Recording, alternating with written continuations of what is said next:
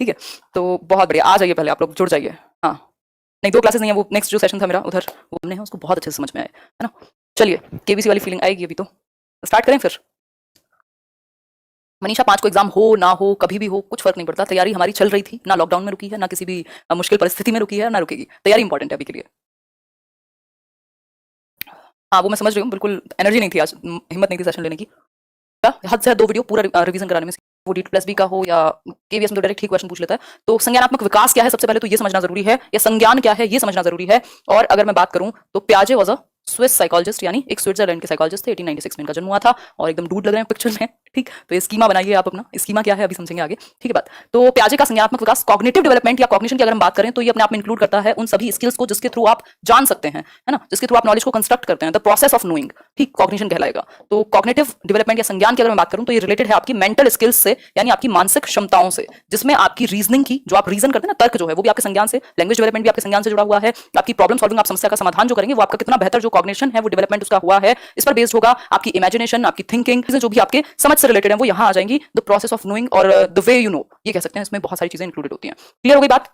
आगे बढ़ेंगे, next point पर बढ़ जाएंगे। अगर मैं बात करूं तो Piaget's theory tells us that the child is born with a mental और कॉग्निटिव स्ट्रक्चर, मतलब मेंटल स्ट्रक्चर हम कह सकते हैं, कॉग्निटिव स्ट्रक्चर हम कह सकते हैं, which develops and attains maximum growth around the age of 14 और 15। जो पियाजे की पूरी थियरी है उसका क्रक्स है ये कि बच्चा कुछ संज्ञानात्मक संरचनाएं लेकर के पैदा होता है जो जो डेवलप होती हैं धीरे धीरे, और मैक्सिमम या पूरे तरीके से कह सकते हैं डेवलप हो जाती हैं 14-15 की एज में। इनकी 4 ही स्टेजेस हैं इनकी थियरी में, और वो 4 स्टेजेस 15 तक की एज की ही बात करती हैं कि हमारा जो संज्ञान है, हमारी जो समझ है प्रॉपर, वो कैसे 14-15 साल तक डेवलप हो जाएगी 4 स्टेजेस में। तो उसकी बात करेंगे अभी।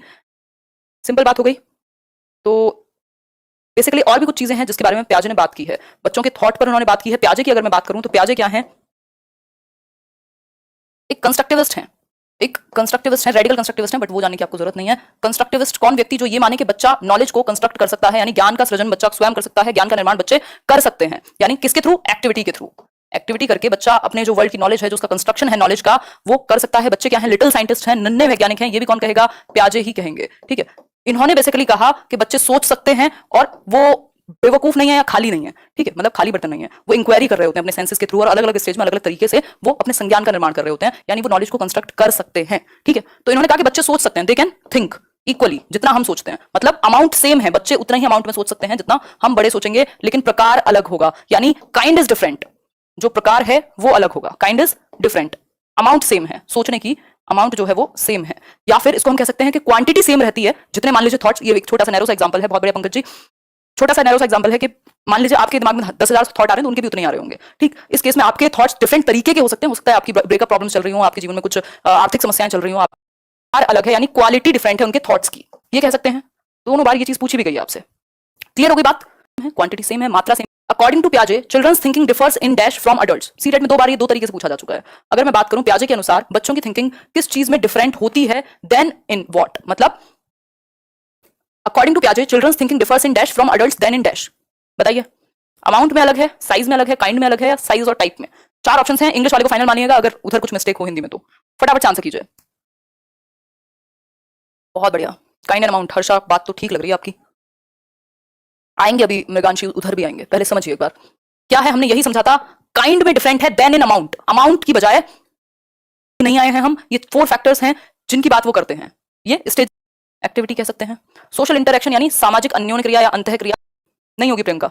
ये कहानी है मैचुरेशन यानी परिपक्वता। बेसिकली पियाजे कहते हैं कि हेरिडिटी का प्रभाव होगा आपकी संज्ञानात्मक मैच्योरिटी पर, मतलब बच्चा जब तक मैच्योर नहीं होगा आप उसको नहीं सिखा सकते, इसीलिए वो स्टेजेस में सीखता है, क्योंकि स्टेजेस या एज के साथ उसकी समझ बढ़ रही है, एक्टिविटी करने की क्षमता बढ़ रही है, ठीक है बात। तो ये एक छोटी सी बात है, मतलब ये कहेंगे कि डिसकंटिन्यूअस है जो आपका डेवलपमेंट है, स्टेजेस में होता है। ये वाला चार्ट आपको याद आया होगा, नहीं आया हो तो कर लीजिए, कि स्टेजेस में होगा जो आपका डेवलपमेंट है। जेनेटिक एपिस्टेमोलॉजी को ये सपोर्ट करते हैं, मतलब जो आपका हेरिडिटी है वो अच्छा रोल प्ले करेगी कॉग्निशन में या कॉग्निटिव डेवलपमेंट में। तो जेनेटिक एपिस्टेमोलॉजी है कि बेसिकली कैसे जो ज्ञान का निर्माण है वो होगा, ठीक।